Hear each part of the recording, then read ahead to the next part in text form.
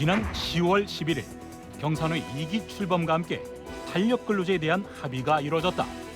좁혀지지 않을 것 같던 경영계와 노동계 입장차가 길고도 치열한 논의 끝에 합의를 이룬 것. 하지만 국회 통과를 포함한 남은 숙제가 적지 않다. 이처럼 사회의 다양한 면을 포괄하는 노동 문제에 대한 논의는 날로 다양하고 격렬해지고 있다. 탄력 근로제는 물론 52시간 근로제의 정착과 산업구조 변화에 대한 대응까지, 이는 단순히 노사의 문제가 아닌 사회와 경제, 국민들의 먹고 사는 문제로 귀결되며 치열하게 논의되고 있는 것. 최근에는 4차 산업혁명으로 인한 노동 문제와 그동안은 논의조차 되지 않았던 노동의 양극화 문제까지, 시대 변화에 따라 발생되는 노동 문제에 대해서도 치열하게 논의해야 하는 시점에 있다. 이처럼 시대의 변화에 따라 사회적 합의가 필요한 노동 이슈들, 국가 경제와 국민의 삶을 높이기 위한 논의는 어떻게 진행해야 할까? 사회적 대화기구인 경제사회노동위원회 문성현 위원장을 통해 들어본다.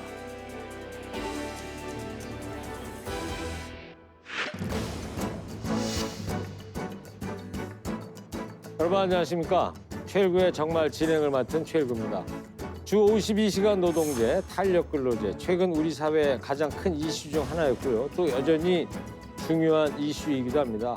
이런 문제들은 단순히 노동계뿐 아니라 크게는 경제, 사회 전반, 가깝게는 우리 실생활에 직접적인 영향을 미치는 것들이죠.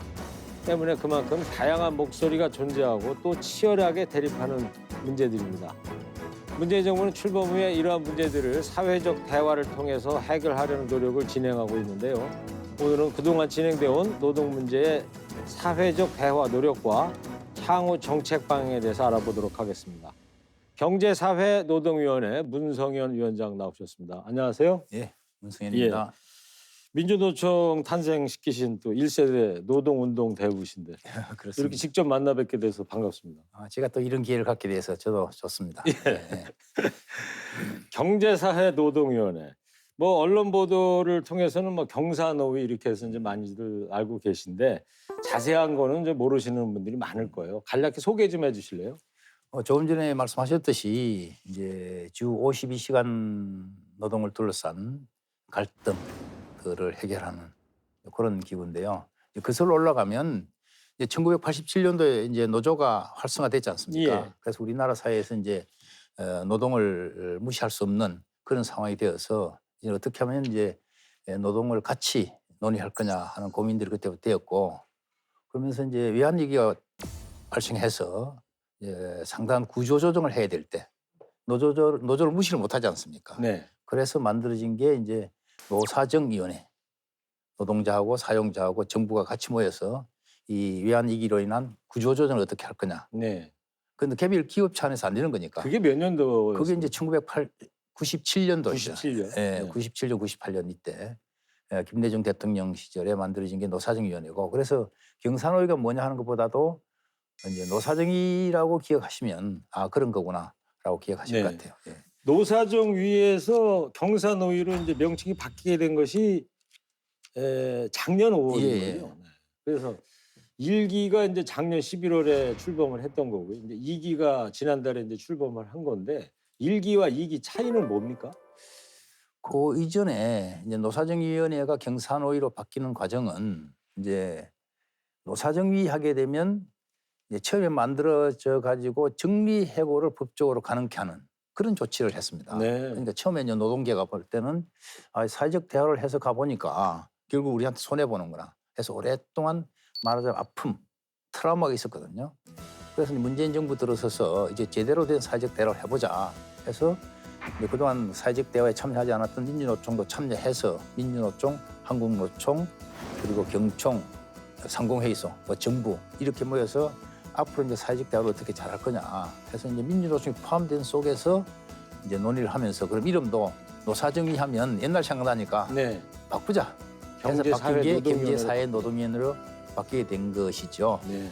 근데 이제 좀 전에 1기, 2기 말씀하셨는데 막상 이제 그렇게 바꾸어서 민주노총도 참여한 속에서 논의를 했는데 막상 민주노총 대의원대에서 경사노위 참여가 잘 안 되는 겁니다. 네. 몇 차례, 두 차례 걸쳐서 안 되고 해서 민주노총 기다리다가 민주노총이 쉽지 않겠구나 판단해서 작년 11월에 이제 출범을 했죠. 일기가 이제 일기가 출범을 출범한 거죠. 예. 민주노총 없이. 없이 예, 그렇습니다. 지금도 현재는 민주노총 참여를 안 하고 있고요. 지금도 그렇고 앞으로 상당히 좀 힘들 것 같아요. 예. 내부 조건을 가만히 들여다보면. 예.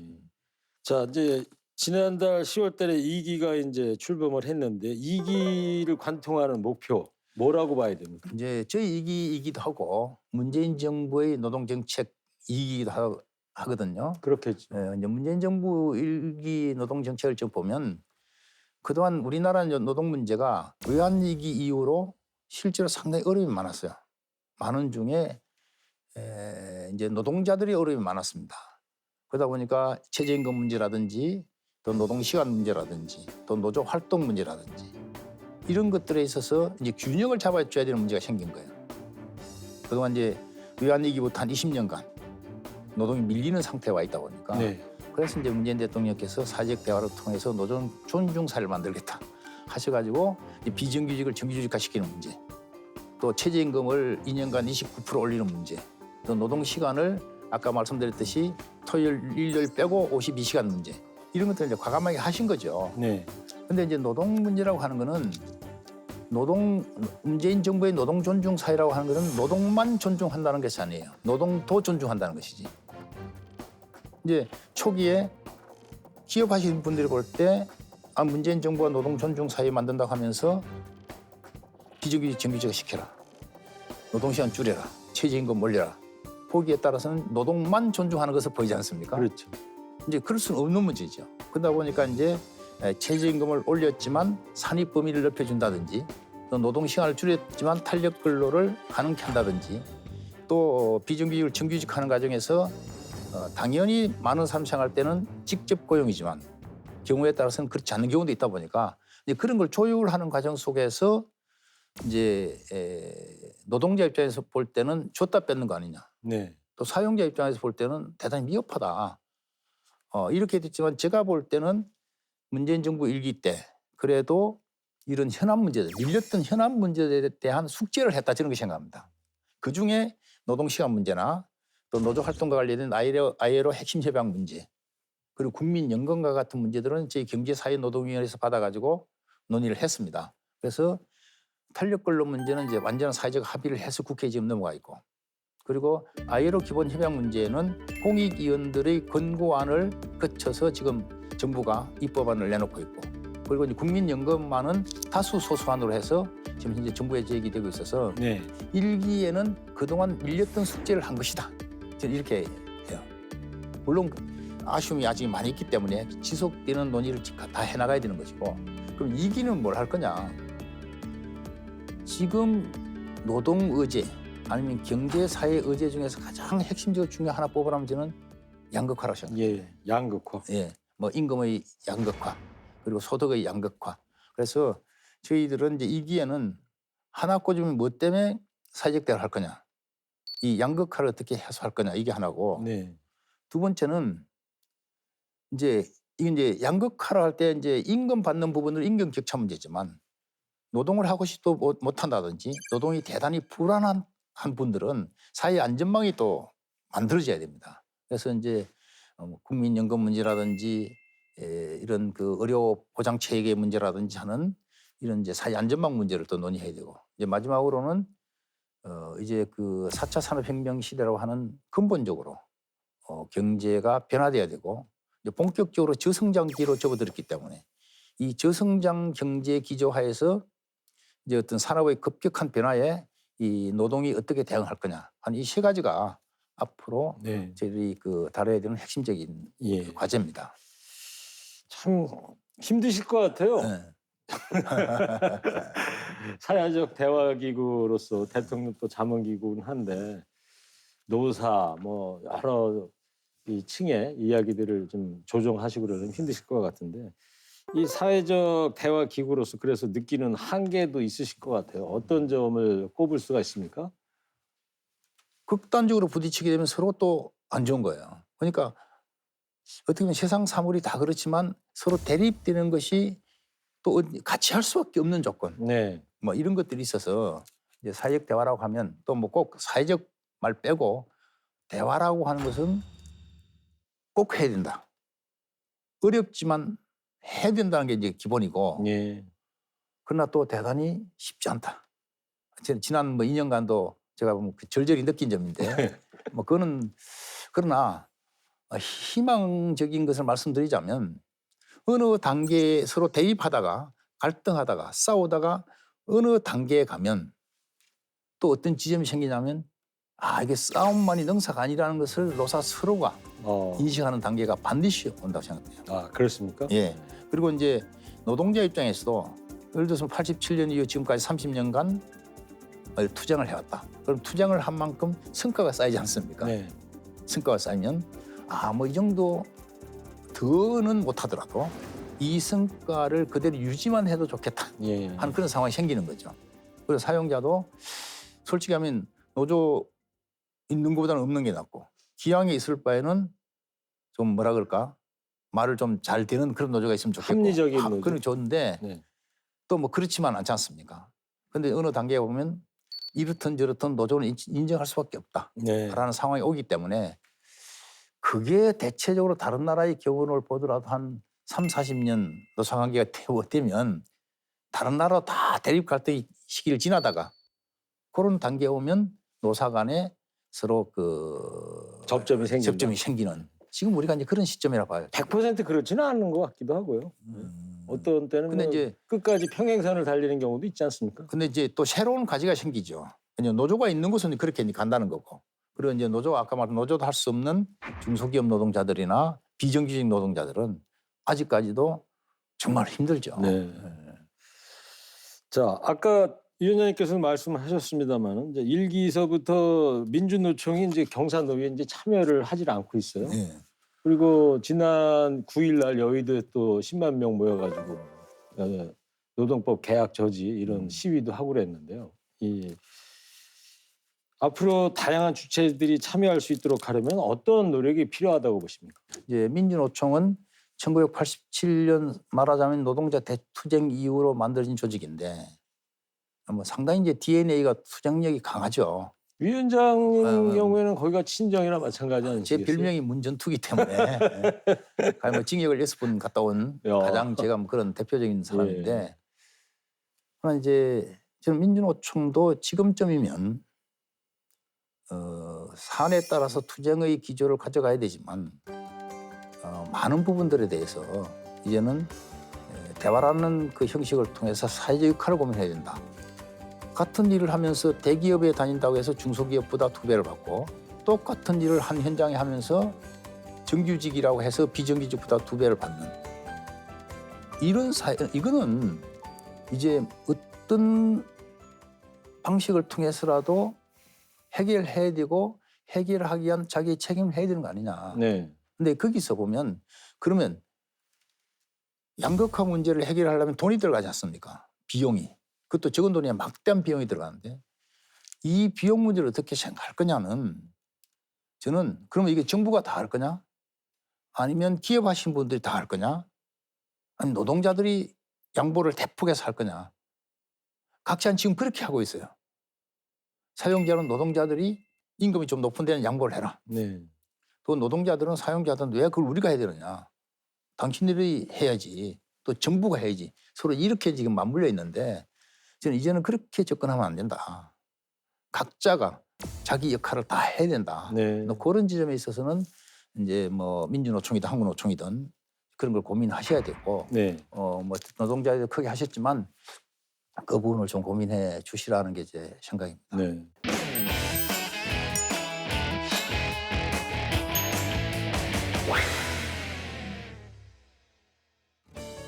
긴 시간 진행되어 온 탄력 근로제 단위 기간에 대한 논의, 국민들은 어떻게 생각하고 있을까? 국민들은 집중 근로가 필요한 기업을 위해 탄력 근로제 단위 기간 확대가 필요하다는 의견이다. 특히 주 52시간 근로제 시행을 앞둔 중소기업들은 근로시간 단축의 보완책으로 탄력 근로제 단위 기간과 요건 개선이 반드시 필요하다는 입장. 하지만 노동자의 건강권 침해와 탄력 근무제 확대의 오남용을 우려하는 의견도 적지 않다. 일부 노동계에서도 노동자의 권리를 위해 단위기간 확대를 반대하는 상황. 과연 국회 입법을 앞둔 탄력근로제 단위기간 확대, 노사 모두에게 만족할 결과가 될 수 있을까? 탄력근로제.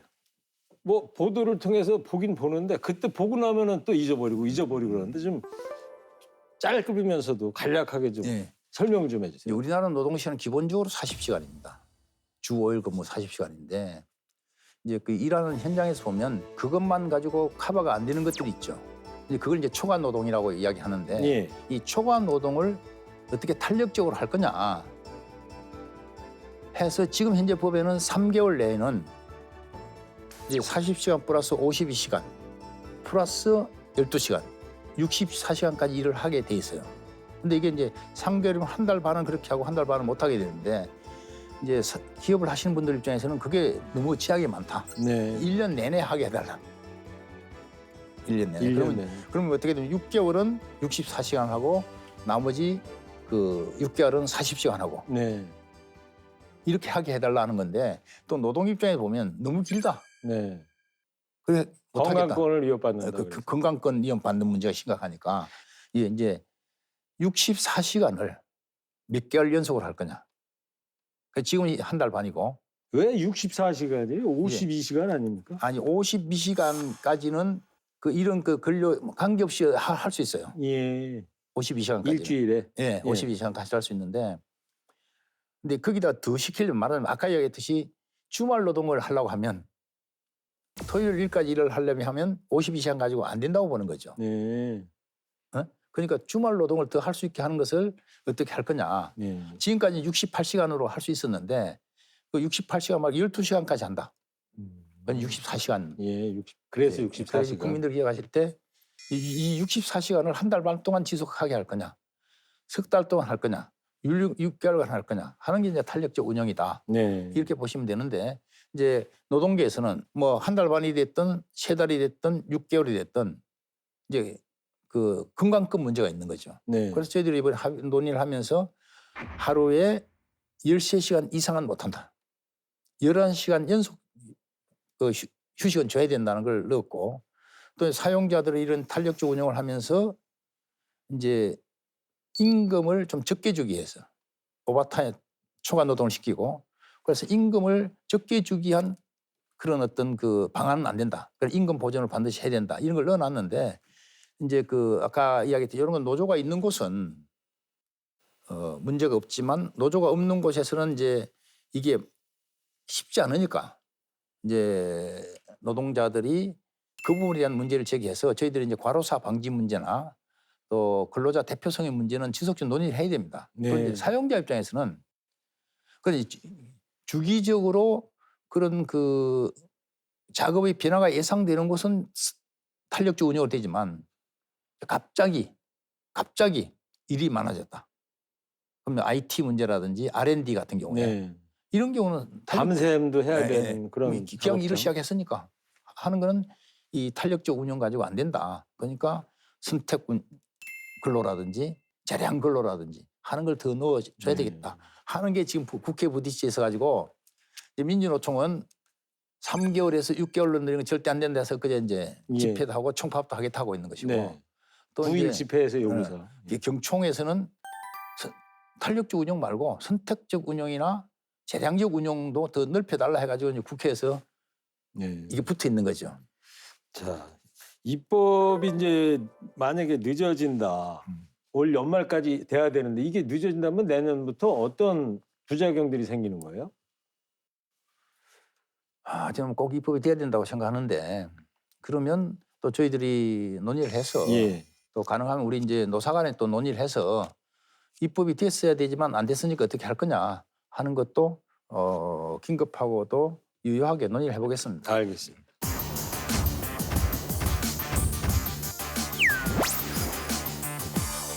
양이 그냥 일방적으로 줄어드는 것은 서서히 줄어들 수 있도록 속도를 조절해야 되고 현장에서 그동안 단순 반복적인 일을 했지만 새로운 시대에 맞는 직무 역량을 가질 수 있는 그것도 준비를 해야 된다. 노사정이 공동으로 방향을 모색해야 된다는 합의는 해놨습니다. 4차 산업혁명 시대라고 그러는데요. 변화하는 시대 노동 문제에 대비하는 경사노위 어떤 논의들이 이루어지고 있습니까? 실제로 그 현장에는 이 AI 그 인공지능 시대에 있어서 변화가 많이 일어나고 있습니다. 네. 좀 많이 일어나고 있어서 현장에서 예, 경험도 많이 해보셨어요? 예, 많이 일어나고 있어서 이게 참 만만치 않다 네. 하고 그래서 이제 문제는 이런 이제 4차 산업혁명이라고 이야기되는 이제 디지털화, 그 인공지능, 스마트화 이거 하게 되면 노동의 양과 질이 변하게 돼 있어요. 예. 그러니까 우선 가장 크게 노동이 줄어들게 수밖에 없습니다. 그래서 그동안 사람이 하던 일을 기계가 하고 또 훨씬 더 그 효율적으로 기계가 판단하기 때문에 이제 노동이 줄어들 수밖에 없는 이 지점에 대한 대응이 반드시 필요하고 또 네. 하나 그다음에 그동안 이 육체 노동에 의해서 했던 단순 반복적인 노동이 이제 기계가 로봇이 대신하기 때문에 여기도 줄어들 수밖에 없지 않습니까? 네. 근데 문제는 이런 일은 줄어들지만 또 AI의 그 문제를 개발한다든지 로봇을 운영하는 시스템을 만든다든지 하는 또 별도의 노동은 또 필요하게 되는 그래서 노동의 양이 줄면서 새로운 노동이 필요한 그런 상황에 와 있는데 이게 이제 얼마나 심각하냐면 우리나라 제조업에서 가장 대표적인 자동차 산업 현장 가보면 우리나라 로봇화가 세계에서 1위입니다. 대부분이 현장은 로봇화돼 있어요. 예. 로봇화돼 있고 그리고 거기에 따라서 앞으로 필요한 인원이 현재 인원의 많이 보는 40%가 줄어들 거다. 또 적게 보는 부분도 20%는 줄어들 거다. 이런 상황이 와 있죠. 네. 이게 현실입니다, 현실.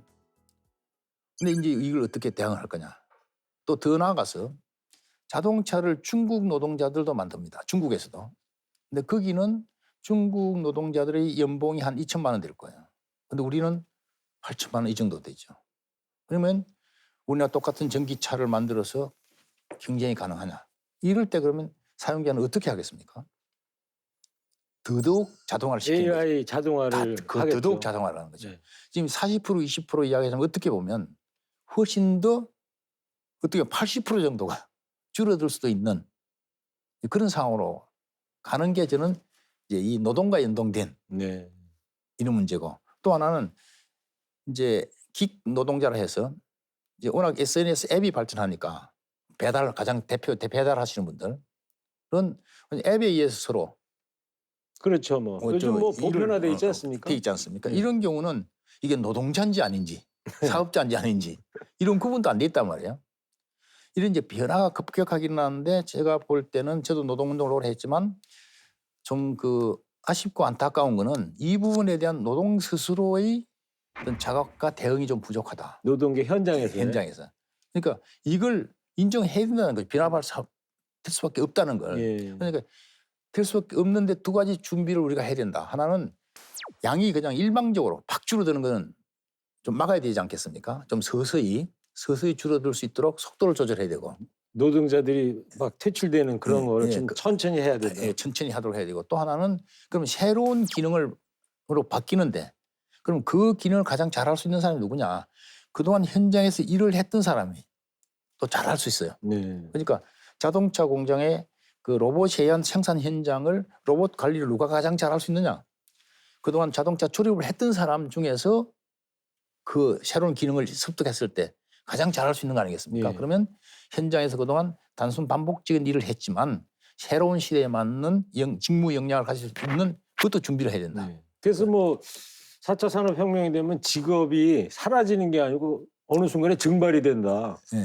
뭐 이런 표현까지 나오고 있는데 뭐 현황은 그런데 경사노위에서도 그런 문제에 대한 앞으로 개선이라든가 대책 같은 게 어떤 게 그래서 마련하고 계신 게 우리가 있습니까? 이제 디지털 전환과 노동의 미래라는 위원회를 만들어가지고 1년 전부터 만들어가지고 논의를 해서 지금 대체적인 방향 네. 이것에 대해서 노사정이 공동으로 방향을 모색해야 된다는 합의는 해놨습니다. 네. 인식이라도 좀 같이 해보자. 지금부터 출발을 해야 되는 거죠. 예.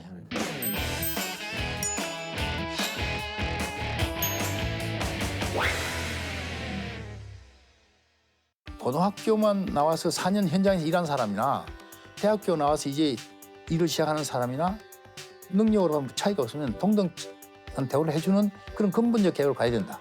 국민들 관심 가지시고 저희들이 그 하는 공론화 과정에 적극적으로 참여해 주시면 사회적 대화 합의가 이제 꾸준히 요구되고 있습니다. 창의적 일자리 창출을 위해서.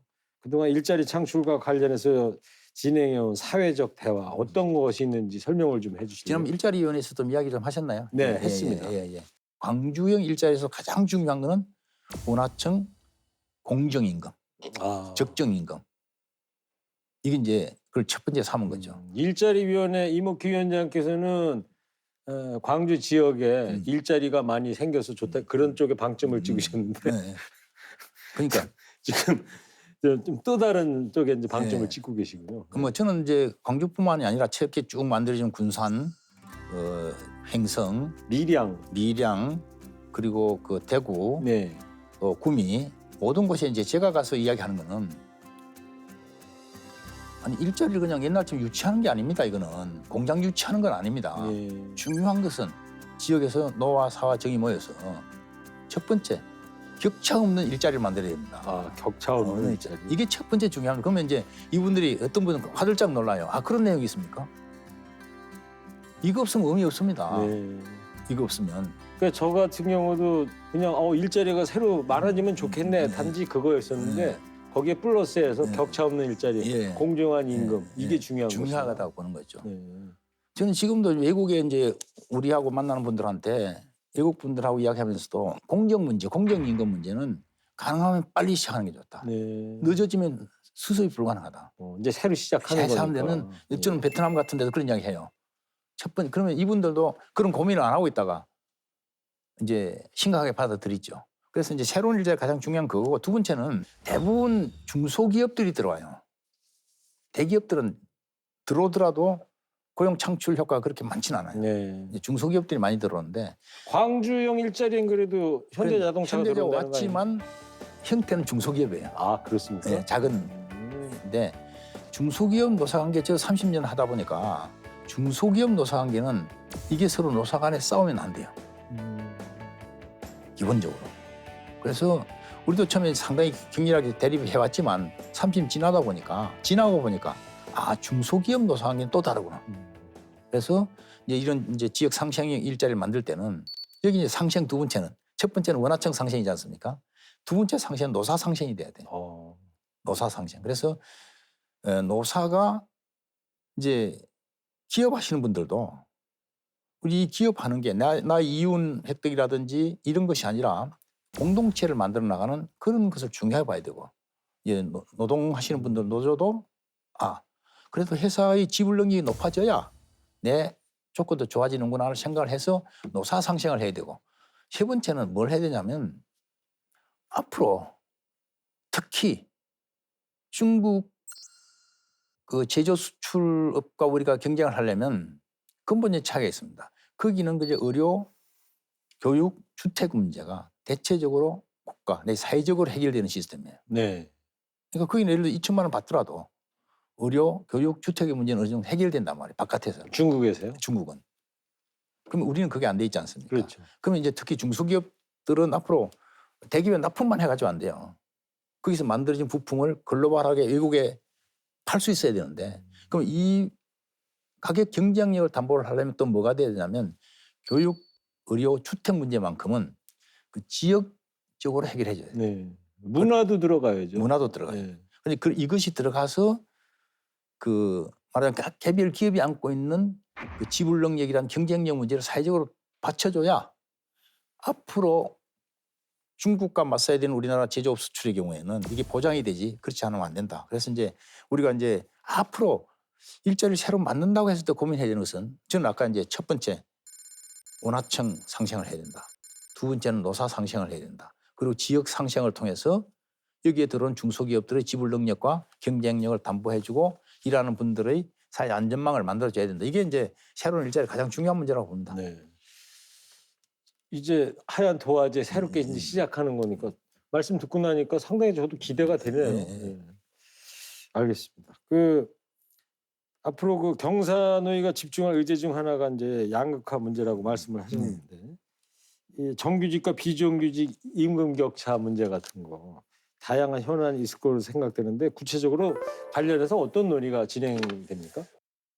11월 11일 예. 11시에 양극화 해소와 일자리 플러스 위원회라고 하는 중요한 이제 위원회를 발족을 시킵니다. 예. 저는 개인적으로는 저한테 왜 경산호 위원장을 하느냐 물으면 이 예, 문제, 왜 하세요, 정말? 그러니까 양극화 문제 때문에 양극화 해소를 위해서. 해소해서 저는 쭉 노조를 시작하면서 금속연맹위원장 시절에 산별 노조 한다고 금속 노조를 만드는 과정에서 그러면 산별 노조니까 대기업이든 중소기업이든 임금 같아야 되는 거 아니냐. 네. 그래서 이제 산별 임금 정책을 제시하니까 대기업이 안 들어오는 겁니다.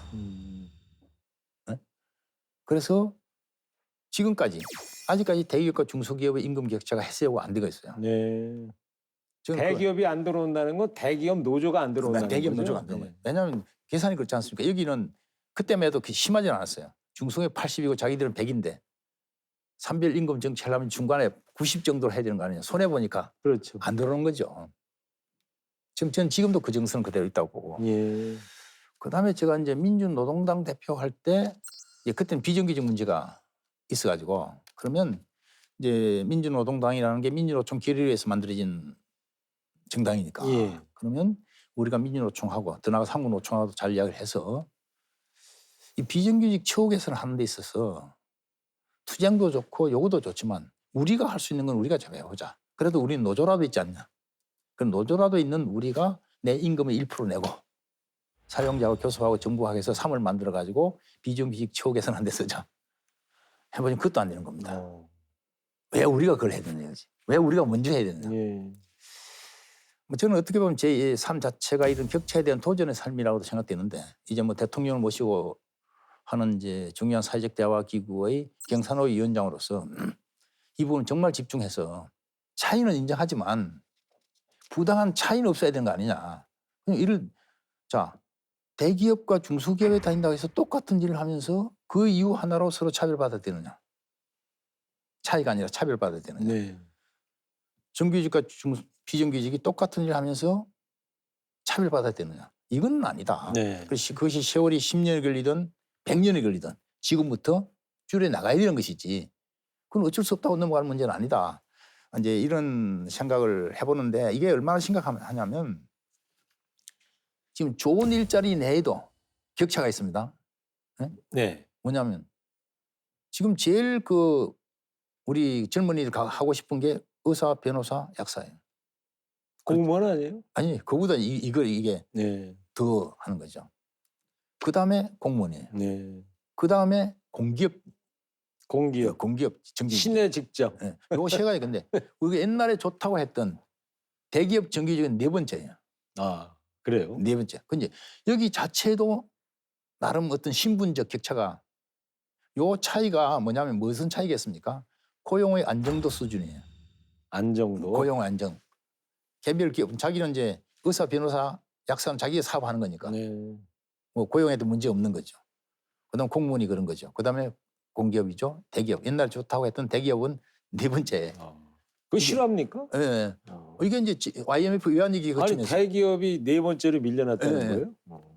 IMF 외환위기 거치면서 앞에 있는 세 부분 괜찮았는데 마지막에 이제 그때 엄청난 그 아픔을 겪었지 않습니까? 그러니까 이렇게 돼 있는 중에도 이렇게 신분화돼 있는데 더 나아가서 지금 현재 좋은 일자리는 10개 중에 2개밖에 안 돼요. 말하자면 그 대기업 정규직인 노동자들은 10명 중에 2명밖에 안 되고 나머지 모든 8명은 아닌 거라. 그러다 보니까 어떻습니까?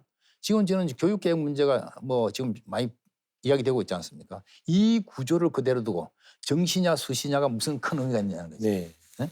저는 적어도 고등학교만 나와서 4년 현장에서 일한 사람이나 대학교 나와서 이제 일을 시작하는 사람이나 능력으로 하면 차이가 없으면 동등한 대우를 해주는 그런 근본적 개혁을 가야 된다. 이게 이제 양극화하고도 맞물려 있다는 거죠. 알겠습니다. 자, 끝으로 노동 문제에 대한 사회적 대화 활성화를 위해서 어떤 노력을 해 나갈 것인지 또 정부나 사회 전반에서 어떤 노력을 해야 한다고 보시는지 정리 말씀을 좀 해주시죠. 그래서 오늘 뭐 이런 소중한 기회를 주셔서 정말 뜻깊게 생각하고 양극화 해소위원회 그 양극화를 해소함으로 해서 좋은 일자리를 더 늘려가는 이런 뭐 중요한 위원회를 저희들이 발족을 시킵니다. 그래서 국민들께서 저는 이 논의를 그 전문가들이나 몇몇 분이 모여서 하는 그런 이제 논의가 아니라 그 국민적 공감대 공론화를 통해서 이 문제에 대한 가닥을 잡아 나가려고 생각하고 있습니다.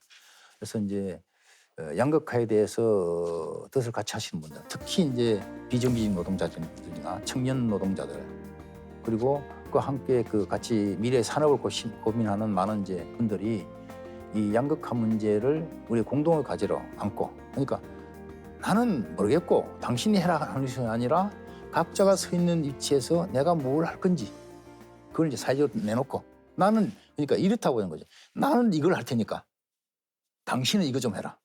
하는 자세로 네. 앞으로 사회적 공론화를 끌고 가려고 생각하고 있습니다. 국민들 관심 가지시고 저희들이 그 하는 공론화 과정에 적극적으로 참여해 주시면 뭐 100년 걸릴 것이 50년 걸릴 것이고 50년 걸릴 게 10년 걸리고 뭐 10년 걸릴 것이 또 빨리 되지 않겠느냐. 오로지 이것의 승사 여부는 전적으로 국민들께서 관심 가지시고 예. 참여하시는 거라 생각하고 이걸 집중해서 최선을 다하겠습니다. 긴 안목으로 가야 된다 이런 예. 말씀입니다. 네. 알겠습니다. 지금까지 사회적 대화로 풀어가는 노동 현안에 대해서 문성현 경제사회 노동위원회 위원장과 이야기 나눴습니다. 오늘 나와주셔서 감사합니다. 네, 제가 고맙게 생각합니다. 예.